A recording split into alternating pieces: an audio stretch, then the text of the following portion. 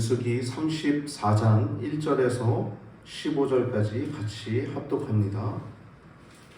여호와께서 모세에게 일러 가라사대 너는 이스라엘 자손에게 명하여 그들에게 이르라 너희가 가나안 땅에 들어가는 때에 그 땅은 너희의 기업이 되리니 곧 가나안 사방 지경이라 너희 남방은 에돔 곁에 접근한 신광야니 너희 남편 경계는 동편으로 여매 끝에서 시작하여 돌아서 아그라빔 언덕 남편에 이르고 신을 지나 가데스 바네아 남방에 이르고 또 하살 아다를 지나 아스몬에 이르고 아스몬에서 돌아서 애굽 시내를 지나 바다까지 이르느니라. 서편 경계는 대가 경계가 되나니 이는 너희의 서편 경계니라. 북편 경계는 이러하니 대에서부터 호르산까지 긋고 호르산에서 그 하맛 어기에 이르러 스닷에 미치고 그 경계가 또 시브론을 지나 하살 에난에 미치나니 이는 너희 북편 경계니라. 너희의 동편 경계는 하살 에난에서 그 스밤에 이르고 그 경계가 또 스밤에서 라블라로 내려가서 아인 동편에 이르고 또 내려가서 긴네렛 동편 해변에 미치고 그 경계가 또 요단으로 내려가서 여매에 미치나니 너희 땅의 사방 경계가 이러하니라. 모세가 이스라엘 자손에게 명하여 가로되 이는 너희가 제비 뽑아 얻을 땅이라. 여호와께서 이것을 9지파와 반 지파에게 주라고 명하셨나니 이는 르우벤 자손의 지파와 갓 자손의 지파가 함께 그들의 종족대로 그 기업을 받았고 므낫세의 반 지파도 기업을 받았습니다. 이 두 지파와 반 지파가 여리고 맞은편 요단 건너편 곧 해돋는 편에서 그 기업을 받았느니라. 아멘. 오늘 본문은 지난주에 이어서 이제 지난주에 서편에 요단 동편에 이제 두 지파 반이 땅을 얻고자 하는 내용들을 나눴고 오늘은 이제 가나안 땅, 오늘 34장은 가나안 땅의 경계를 말씀하고 있는 것입니다. 우리 34장부터 36장 제목을 우리가 약속의 땅에서의 법령들로 해가지고 오늘 34장부터 35장 그리고 마지막 장의 36장까지 우리가 나누고 이 민수기의 여정을 마치고자 합니다. 여러분 열심히 잘 달려오셨습니다. 할렐루야. 이제 36장까지 이제 마칠 텐데 이 약속의 땅, 가나안 땅에서의 법령들 이게 뭐냐면 가나안 땅에 너희가 들어갈 텐데 거기서 어떻게 살아야 될지에 대한 말씀을 하고 있는 것입니다. 예를 들면 요즘은 제가 그런 생각을 해요. 팀 켈러 목사님의 책을 보면서 팀 켈러 목사님은 복음에 대해서도 균형을 가질 것을 그리고 세상 가운데 교회가 어떻게 살아야 될지 균형에 대해서 참 많은 말씀들을 하십니다. 그래서 많은 목회자들이 그분의 말을 통해서 예수님께서 말씀하신 혹은 이 성경이 말씀하고 있는 이 진리가 균형 있게 우리가 성도로서 이 세상에서 어떻게 살아야 될지 알 수 있겠구나라는 걸 제가 많이 깨닫게 되거든요. 그래서 오늘 본문 말씀과 같은 그런 맥락이라고 생각합니다. 팀 켈러의 말이 세상 가운데에서 우리가 이제 구원받은 하나님의 백성으로서 어떻게 살아야 될지에 대해서 많은 일들이 있잖아요, 여러분. 정광훈 목사님 같은 경우는 정치 세력을 만들어서 지금 하고자 하는 것도 있고 또 어떤 진보적인 목사들은 또 진보적인 어떤 성향을 가지고 또 정치계에 계속적으로 영향을 끼치고자 하는 많은 것들이 있는데 우리가 거기서 분별하기가 참 어렵잖아요. 어느 목사님들 이렇고 저렇고 하는데 우리가 분별해야 될 것은 한 가지더라고요, 여러분. 그게 뭐냐면 세상 가운데 우리가 동화돼서도 안 되고 세상 가운데 지나치게 분리돼서도 안 되고 세상 가운데 우리가 살되 동화되지도 분리되지도 않고 거기서 우리의 거룩성을 지켜서 거룩한 하나님의 백성으로서 살아야 된다는 말씀이 이 팀 켈러의 말이더라고요. 제가 이제 독서 모임 우리 교육자 회의에서 제가 강의를 하는데 제가 그 부분을 맡았거든요. 세상에서 교회 역할. 팀 켈러 목사님의 말이 참 마음에 와닿고 또 저도 이제 성도님들 교육할 때 어떻게 교육해야겠다라는 것을 좀 깨달을 수 있는 부분이었어요. 오늘 36장에서 34장에 36장까지 말씀이 바로 그런 겁니다. 이스라엘 백성들이 가나안 땅, 즉 약속의 땅에 들어가서 살 때 어떻게 살아야 될지 처음에 경계와 또 도피성과 또 슬로보아스의 딸들이 이제 그 기업을 이는 데 있어서 그런 내용들을 말씀하고 있는 내용들이 그렇게 정리를 하고 있는 내용이 민수기 34장에서 36장까지 말씀입니다. 여러분 민수기는요 그 말씀 자체로는 뭐 광야에서라고 하는 그 히브리 원어적인 의미가 있어요. 광야에서.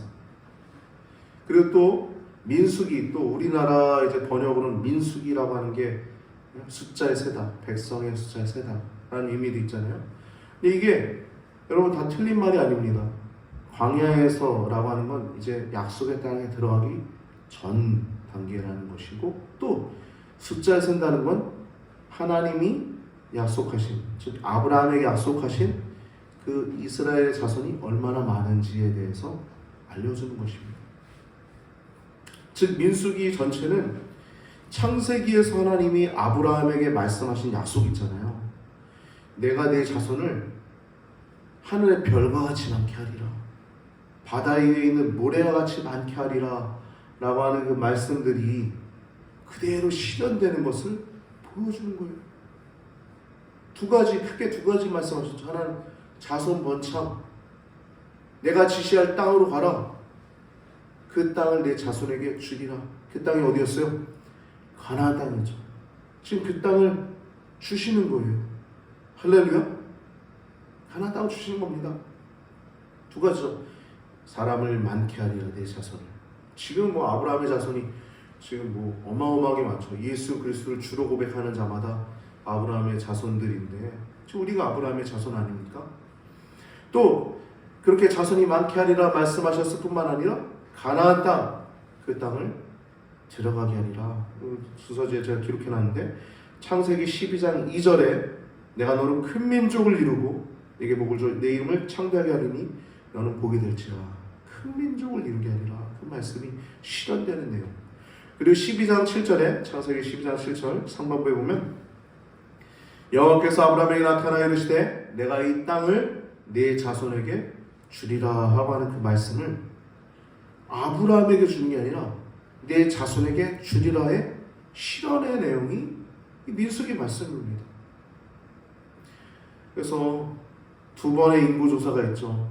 민수기 1장에 처음 이제 인구조사, 애굽에서 나온 사람들이 인구조사하고, 두 번째 인구조사할 때 민수기 26장에 인구조사를 또 합니다. 의미가 있어요. 첫 번째는 이제 총수요, 나왔을 때 총수요를 매기는 거고, 두 번째 26장에서 이제 땅에 들어가기 전에 이제 사람이 얼마나 많은지 지파별로, 많은 지파가 더 많은 땅을 들어가야 살 수 있잖아요.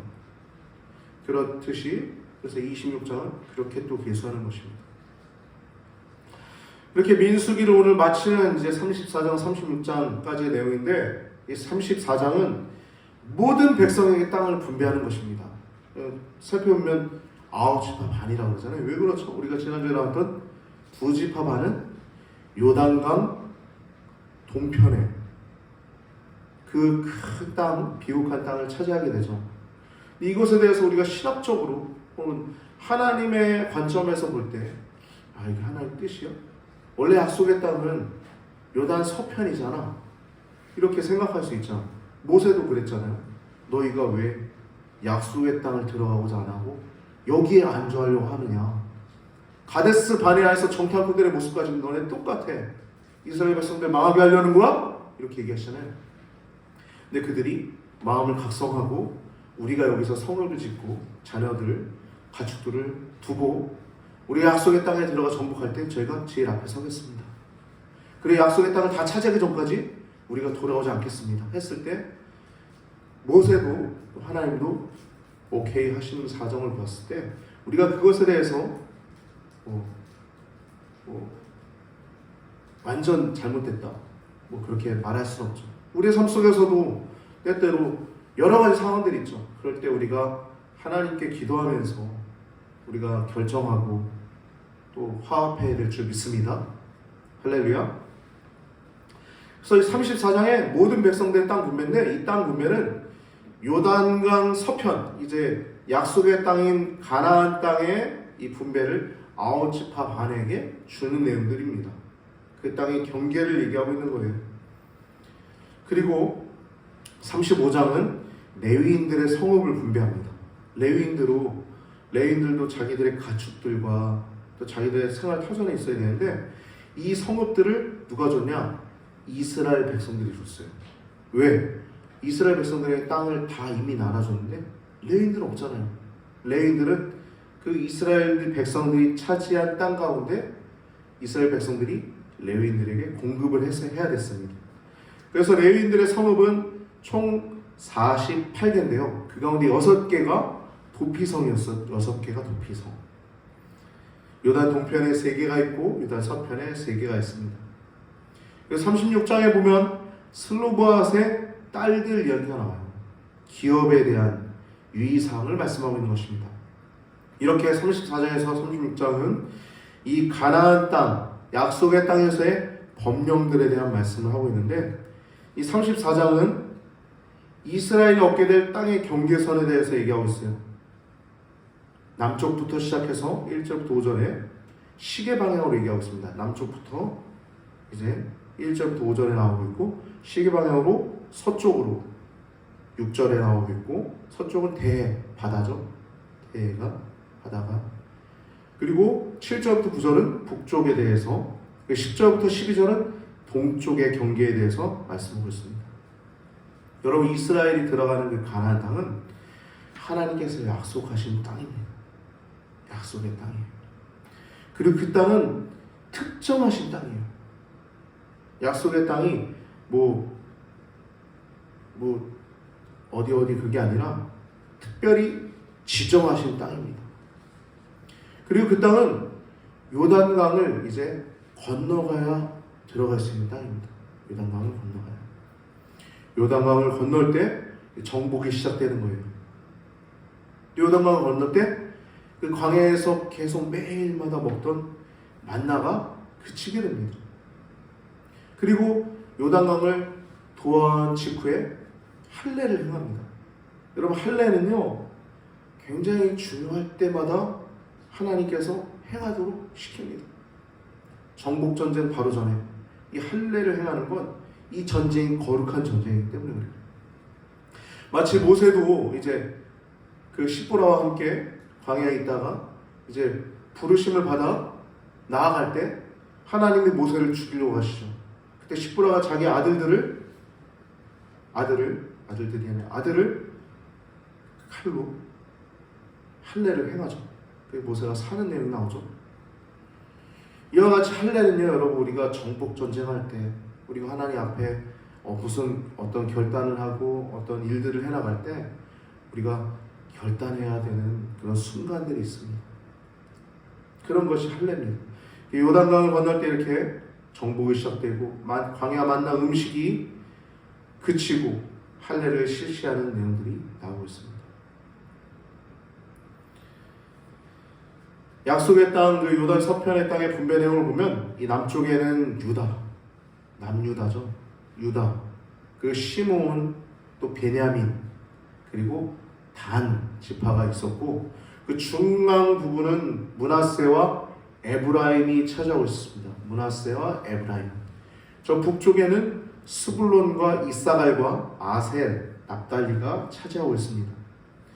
그렇게 34장은 그러하고요. 35장을 보면 이 34장의 모든 땅을 분배한 후에 이스라엘의 모든 땅, 요단 서편뿐만 아니라 동편에 있는 모든 땅 가운데 레위인들에게 44개의 성읍을 줘야 했어요. 그리고 도피성을 6개를 지어야 했습니다. 총 48개의 성읍이 건설이 됩니다. 이 하나님을 섬기기 위한 레위인들, 이 제사장들에게도 땅이 필요했어요.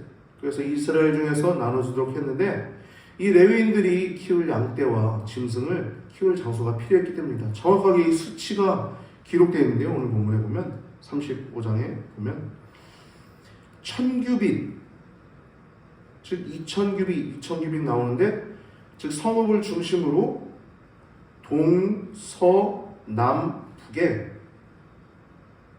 1000규빗, 1000규빗, 1000규빗, 1000규빗 정확하게 이렇게 구분되어 있습니다. 여긴 2000규빗이라고 나와 있는데 요 규빗은 이렇게 계산해 보면 그렇게 정육각형으로 이렇게 아주 정확하게 이렇게 취할 땅의 크기를 성경은 말씀하고 있음을 알 수 있어요. 아주 정확하게 하나님께서 땅을 분배하도록 했죠. 도피성 제도를 보면요, 이 도피성을 만든 이유는 살인자를 위한 말씀입니다. 여러분, 궁극적으로 그 사람 개인의 생명 존중도 중요하지만 그것보다 이스라엘 안에 있는 이 악한 영향을 처리하기 위한 것입니다. 왜냐하면 피 흘린 건 그들의 땅을 오염시키고 부정하게 하기 때문이에요. 여러분, 아벨의 피가 흘렸을 때 뭐라 그래요? 하나님이 땅이 저주받았다고 그러죠. 그래서 가인이 너가 땅에서 유리한 자가 되리라는 말씀 나오잖아요. 그게 바로 이와 같은 겁니다. 잘못했을 때 하나님 앞에서 그러한 심판을 받는 것이죠. 근데 이 도피성 제도를 보면 이 살인자를 위한 말씀이기도 한 게 뭐냐면, 고의 살인자 같은 경우에는 죽이라고 해요. 가차 없습니다. 그리고 요즘 뭐 살인죄들 거의 뭐 폐지된 상태로 우리나라가 유지돼서 정말 극악무도한 살인자들도 재판장 앞에서 막 함부로 하는 경우도 있는데, 이 살인제도는요 없어져서는 안 됩니다. 있어야 돼요. 사형제도. 제가 살인제도로 했는데 사형제도. 죽일 자는 아예 그냥 죽는 게 이 땅이 평화롭습니다. 그런 자가 이 세상에 나와서 움직이는 것 자체가 사람들은 힘들고, 그런 사람 자체의 어떠한 기질은 쉽게 바뀌기는 어려워요. 사실 도피성 제도도요, 고의 살인자가 아닌 자도, 실수 살인자도 도피성에 머물러 있게 한 것도 감옥과 같은 겁니다. 실수로 죽였다 했을지라도 감옥처럼 그 대제사장이 죽을 때까지 거기에 머물러 있어야만 했어요. 그냥 생명 존중, 그 한 사람의 생명 존중뿐만 아니라 그 땅의 거룩함을 위한 제도가 도피성 제도입니다. 마치 여러분 오늘날에도 뉴스 보다면 뭐 계획적으로 살인을 했는지 혹은 의도적으로 살인을 했는지 그걸 막 살피지 않습니까? 숨어 있다가 죽였다든지, 아니면 뭐 칼을 미리 사가지고 다 준비해가지고 했는지, 이렇게 의도적인 혹은 우발적인 걸 분별하도록 하잖아요. 이게 아주 오래전에, 벌써 4000년 전에도 벌써 이렇게 생명을 위한 법이 성경 안에 기록되어 있어요. 그것도 이것이 고의적인 것인지 아니면 우발적인, 우연히 갑자기 일어난 실수에 의한 살인인지 하나님은 그 모든 것을 다 보고 있었음을 우리는 알 수 있습니다. 이 성경은 굉장히 앞서가는 책입니다. 이 4000년 전에 이렇게 쓰여진 책인데, 약 4000년 넘게 쓰여진 책인데도 하나님의 사랑이 가득 담겨 있음을 알 수 있습니다. 살인을 저지르면 피해 보복자에 의한 2차 살인이 당연한 것이었습니다. 피해 보복자는 가족이었겠죠. 형이나 동생 혹은 아버지나 또 아들이 피해 보복자로 그런 행동을 할 수 있었어요. 근데 그 제2차 살인이 일어나지 않도록 우발적 범죄에 대해서는 도망갈 수 있도록 했습니다. 이렇게 한 사람의 피 흘림이 오염시키고 부정케 하는데, 이것을 그냥 작은 어떠한 공동체에서 해결하도록 하는 게 아니라 사회 공동체 속에서 공적으로 해결하도록 만든 것이 이 도피성 제도임을 알 수 있어요. 하나님의 공의와 또 사랑이 그 안에 담겨 있음을 알 수 있죠. 민수기 35장 22절에서 23절 말씀 보면 비고의적인 살인의 신뢰들에 대해서 말씀이 나오고 있죠. 살펴볼까요? 악의가 없이 우연히 사람을 밀치거나 기회를 엿봄이 없이 무엇을 던지거나 보지 못하고 사람을 죽일 만한 돌을 던져서 죽였을 때 이는 악의도 없고 헤아려 한 것도 아닌지라고 말씀하셨어요. 즉 살인자의 태도와 동기가 다르기 때문에 용서받을 수 있는 기회가 있었다는 것입니다. 그리고 마지막으로 36장 보면은 슬로바앗의 딸들에 대한 기업에 대한 이야기가 나옵니다. 사실 먼저 민수기 27장에 슬로바앗의 딸들이 이 일들을 모세 앞에 나와서 호소하는 내용이 나오죠. 모세는 이미 해결책을 제시했지만 만약 이 여인들이 다른 지파의 남자들에게 시집을 갈 경우에 문제가 생기기 때문에 이들의 지파들은 이 슬로바앗의 여인들, 자녀들, 슬로바앗의 딸들은 므낫세 지파인데 그들의 지파 내에서만 결혼할 수 있다라고 하는 법규를 이렇게 추가하는 내용이 마지막 36장에 나오는 것입니다. 여러분, 땅은요 하나님의 선물입니다. 여러분이 지금 주어진 자리, 여러분들이 주어진 모든 삶의 초소초소마다 여러분 하나님의 선물입니다. 그리고 여러분, 우리는 머지않아 죽고 난 후에 저 천국을 소유하게 될 것입니다. 그리고 우리가 이 땅에 있는 동안 여러분, 우리가 하나님을 섬기며 동행하는 모든 자리자리가 하나님의 나라를 누리는 하나님의 나라임을 기억할 수 있게 되길 바랍니다. 여러분, 하나님과 동행하고 계시죠? 할렐루야! 천국입니다. 주 예수와 동행하니 하나님의 나라. 이렇게 하나님과 동행하며 이 땅의 세상 가운데 하나님 아버지의 꿈을 펼치고 또 주님과 동행하며 영원한 생명을 누릴 수 있는 여러분과 제가 되길 바랍니다. 이 민수기의 교훈은 하나님의 약속, 하나님의 말씀은 현현된다는 거예요. 우리가 해야 할 것은 한 가지입니다. 하나님 말씀대로 살아가는 것입니다.